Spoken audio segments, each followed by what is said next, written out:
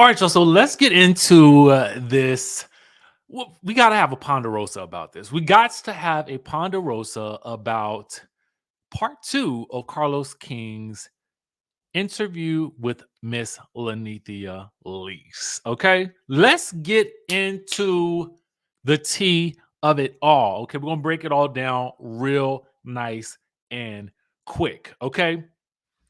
So part two really opens up with Nene Leakes discussing the lawsuit that she has with Bravo, NBC Universal, Andy Cohen, and the producers of The Real Housewives of Atlanta.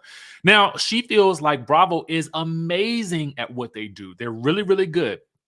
But at the time, she didn't have enough experience to realize that while she, who was developing relationships, like she could pick up the telephone and call the executive, she could call Andy, she could call, the president of the network, so she had a genuine love for the network, but she didn't realize that at the time, listen, they're a corporation. So they're not going to really have that same level of love and loyalty that she has for them.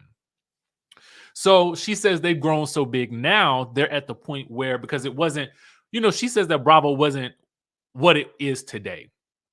It wasn't as big as it is today. And now you have to go through other people to get to those network executives and to the president of the network, and perhaps maybe even to Andy himself.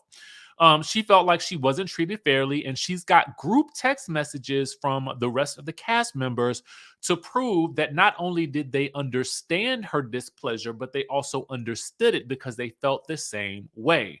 But she was the only person who was bold enough to speak out about her issues with the network. Now, just as a something to say about that, I feel like we all have been in job situations where this has happened, where somebody inevitably has the courage to stand up and say, okay, these are the issues that I have. Now, as another employee or as another contractor, you have to make a decision about whether or not you're going to stand in solidarity with that person when you see them making that stand, or does the benefits of what you're receiving outweigh the complaints or gripes that you have? Because no situation is going to be perfect, especially when you're signing a contract. Usually both parties end up feeling like they may be losing something, or one party may be feeling like they're losing a lot, but they get a greater gain, which is the idea of being on the show and then perhaps making a name or a living off of what you do from the show. Not necessarily always from the pay from the show, but definitely from the exposure that you can gain, because we've seen a lot of reality television stars make a profit from just that visibility alone. Okay. I always think at a certain point in time, it's better to come into reality, not at a certain point in time, but I just think in general, it's better to come into reality TV with your own. Like, a perfect example of this is somebody like, I would say in this day and age, like a Stormy on Love and Marriage Huntsville, because at the end of the day, Stormy and her husband, they come into this situation already with a coin. You know what I'm saying? So the reality TV show aspect of it is just a bit of extra that they're making on top of what they already get from their bread and butter, right? So then you're not solely reliant on just the reality television paycheck or the exposure in general. It's just maybe increasing the level of exposure that you may have had previously. Nene also goes on to say that she's fought for the girls, but they didn't necessarily fight for her. She makes it known that she's fought for Claudia. She makes it known that she fought for Portia. She makes it known that she's fought for Cynthia as well. She felt like she had always been open to figuring out how to move forward with the network, but they weren't necessarily as kosher with that. Also, she says that she was gradually, over the course of time, getting less and less episodes, which we did hear about until we finally heard that she was offered only 6 episodes for, I think, season 13, which is, I would imagine that would feel like a slap in the face. According to Nene, the network told her that she was unhappy. So it wasn't like she went to them and said she was unhappy. It was that they perceived her allegedly as being unhappy. So they continued to cut down her episodes. And she says there's nothing that she hasn't done that any other housewife hasn't done. She's not out here pulling hair, pulling weaves, or fighting. She says that, there are things that she did. Nobody ever saw her fighting Kim. She didn't pull Kim's wig. That was Sheree. She says that, the cameraman, yes, she did pull him out of her closet because he was in her way.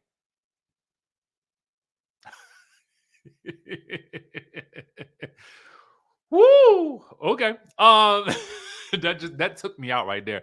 But she said, Teresa Giudice has pushed Andy Cohen, and it is what it is. I understand where she's going with it, to be quite frank with you.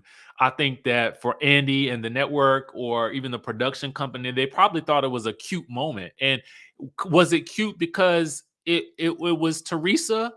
Or was it cute because, and it has become an iconic moment of reality television? I don't really know. Was Nene's not cute because there was allegations that there was a complaint by the cameraman? I don't know. Let me know in the chatterization what you feel. Is it a double standard that we're looking at here?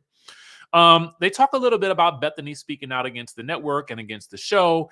And, Nene agrees that Bethany can speak about things freely and still be invited back to watch what happens live, but she cannot. Okay. Now, I would also go on to say that, I mean, definitely Bethany has been a lot more vocal in the past, like several weeks, especially with the strikes and stuff like that. But I would also say that, there were specific instances where I think Nene also called out Andy Cohen, and she mentioned something about a powdery stuff. You know what I'm saying? Like, I don't know. Maybe that some of that had something to do with it.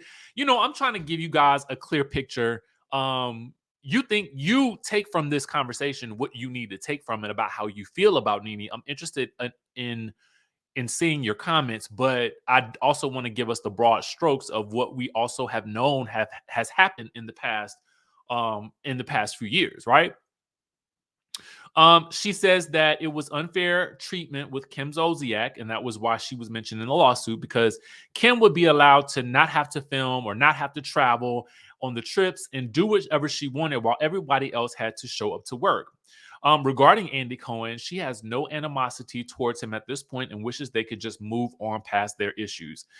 And yeah, everybody ain't like Nene. So Nene says she's able to move past things a lot easier than some people, but she's also not going to be kissing up to people as well. So there you have that.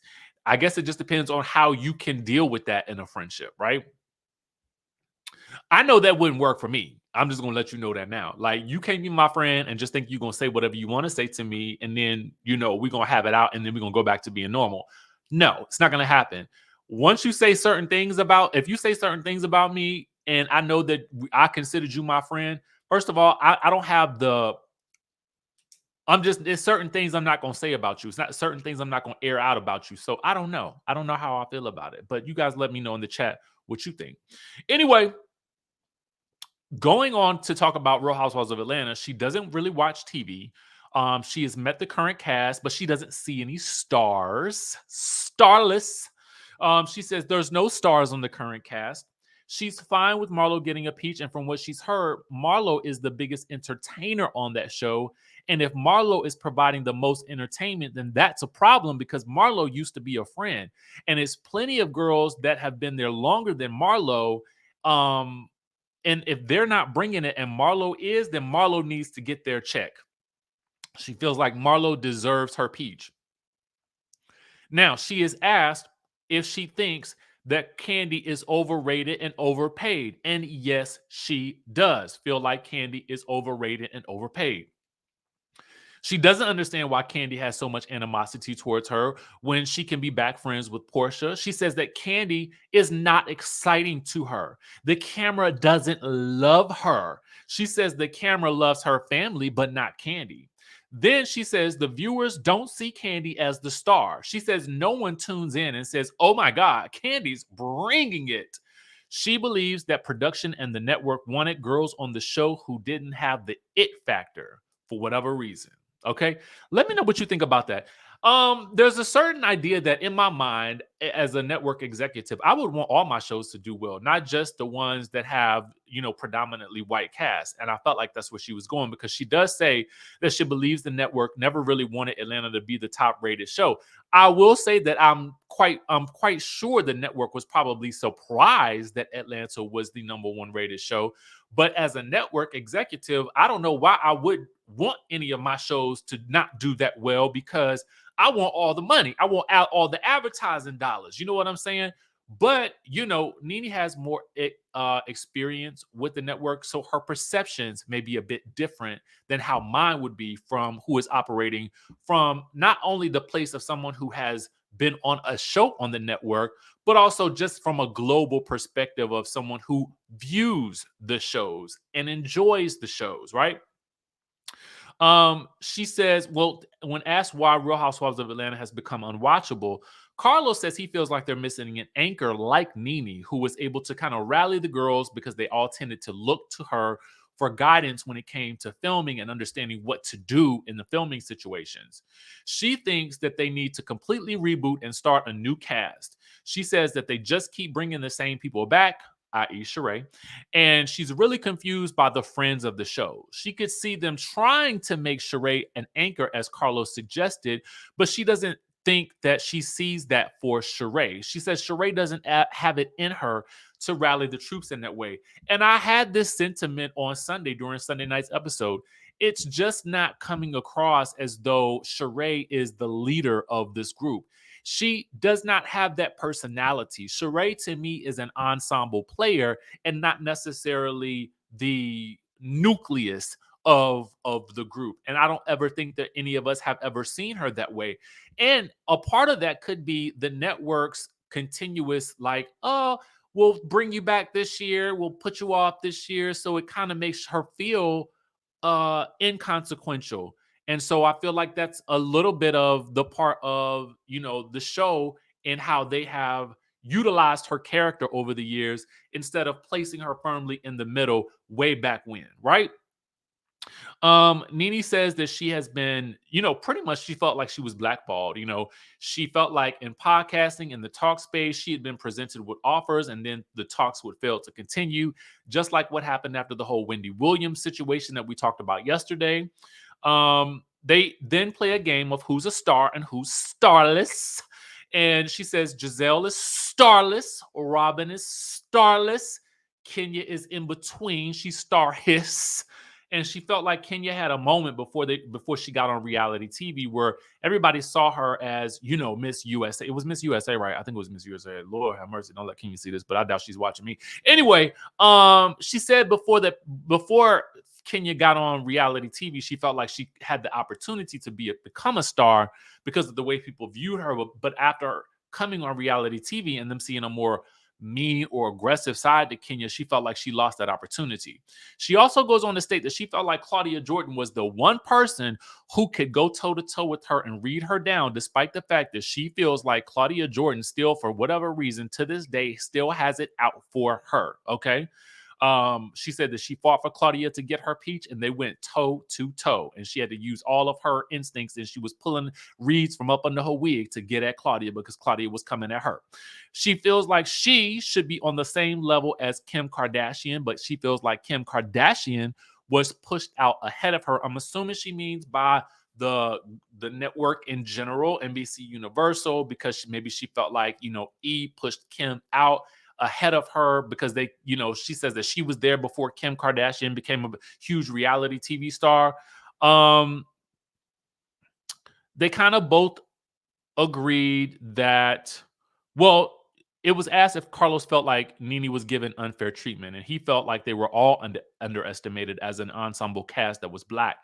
And he feels like Real Housewives of Atlanta needs a clean slate, and no one is showing up to work.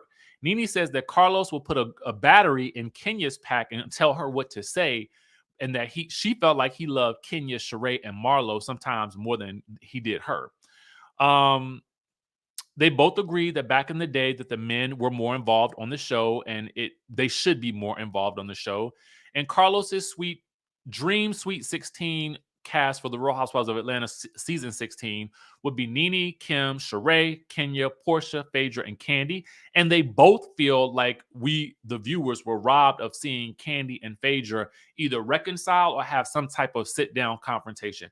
I have to say that I agree with that. I do understand where Kandi is coming from, but I also do feel like there is a moment that I do feel like could have been really amazing for reality TV to either see them come together in one final sit down face to face and go wherever they went from there. But we did need to see it. So I do kind of agree with that. She thinks that his guests need to be in studio and not in his closet looking at his shoes or whatever. Um, I think that that's the next level. You know what I'm saying? I think that for what Carlos does at this point, I feel like with the podcast, it's just first of all, let me just say this: I'm just happy to have content to talk about. Okay, that's number one. Okay, because the world of reality TV isn't as exciting as it once was. So these types of interviews, whether they're in on a Zoom or Sky or a StreamYard or whatever the case may be, I don't care. Okay, just give it to me. The second thing is, I do think that for larger interviews and like for like interviews like with this one with Nene, doing it face to face, I feel like he gets something from it and the audience gets something from it because the energy is a little bit different. But I also felt like what he said about going on tour with Nene, I felt like that was a great idea, and I'm here to say that's something that y'all should do. Okay, do it. I will be there in attendance, sipping the tea and coming back to report it to y'all. Okay, so that's all we have for this. Let me know what your thoughts were if you watched the interview or not, and what your thoughts were, what you came away with, if you agree with anything that I said, and I will catch you all in the next video.